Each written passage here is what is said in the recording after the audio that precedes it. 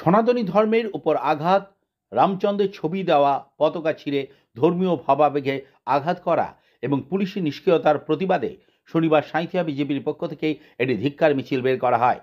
মিছিলটি Sainthia union board থেকে শুরু করে থানার কাছে চারতলা মোড়ে এসে শেষ হয়। সেখানেই বক্তব্য রাখেন বিজেপির নেতারা।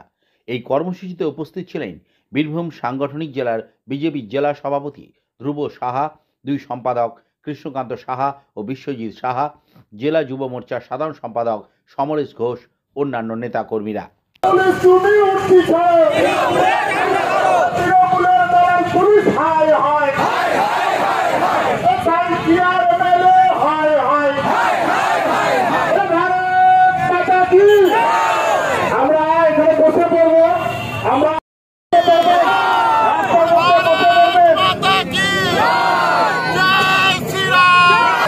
সবাই মিলে বসে পড়বো রাস্তায়, সবাই রাস্তায় বসে পড়বো।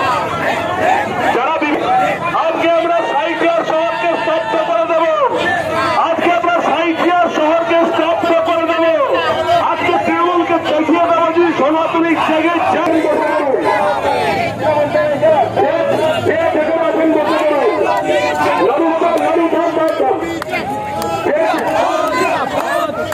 বিভিন্ন আজকে দেখিয়ে দেবো সাঁইথিয়াবাসীকে সনাতনী যদি জেগেছে।